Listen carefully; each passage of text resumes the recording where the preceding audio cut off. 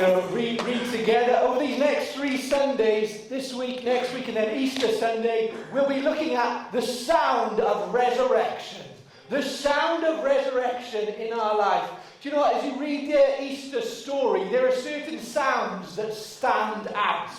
Some of them you might be able to think of off the top of your head, perhaps. How about the cry of the crowd shouting Hosanna as Jesus rode into Jerusalem on a donkey? How about the crowds a few days later shouting, "Crucify him, crucify him"? What about Jesus on the cross when he shouted, "Eloi, Eloi, lama sabachthani, my God, why have you forsaken me?" Another sound might be the sound of the metal hammer nailing the nails into Jesus' hand and piercing his feet to the cross. Another sound of resurrection might be the sound of the curtain in the temple being torn in two. Can you imagine the rip of sound that would make? What about the sound of the earthquake rumbling? The earthquake shaking the earth as Jesus died. A sound of resurrection.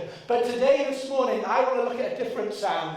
The sound when the rooster crowed at Easter time. Hopefully these verses are going to come up on the screen. We'll read some of them together. This is speaking of Jesus. Judas has just walked out because Jesus has told him to go and do what he's going to do. And Jesus is left speaking to the disciples. He says this to them. When he had gone out, Jesus said, "This is the Son of God, Son of Man. Now the man." So I start again.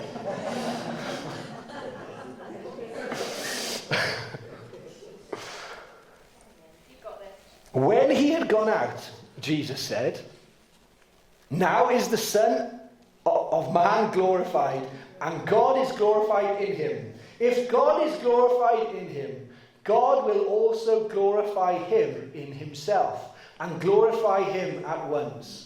Little children, yet a little while I am with you. You will seek me, and just as I said to the Jews, so now I also say to you, where I am going, you cannot come.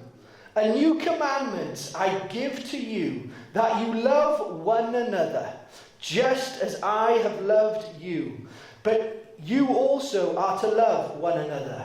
By this all people will know that you are my disciples, if you have love for one another." Jesus tells his disciples that he is about to do something extraordinary. In fact, in those verses, the word glory or glorified or glorious is used 5 times. 5 times to signify that what is to come on the cross, with Jesus on the cross, is of profound importance. There are often questions that are asked. What is God like? What is Jesus like? What kind of a God is he that creates the world, that allows certain things to happen? Let me tell you, the cross of Jesus tells us what kind of God he is like. If we want to know how good God is, then we look at the cross. If we want to know what God's character is like, we look at the cross. If we want to know if he cares about humanity and this world, then you have to look at the cross. The message of Christianity is that God loves you enough that he would die for you. And this event that was coming up, Jesus dying on the cross, he was telling his disciples, this is important. The curtain piece, if you like, on God was being drawn back so that his glory, his love could be put on display.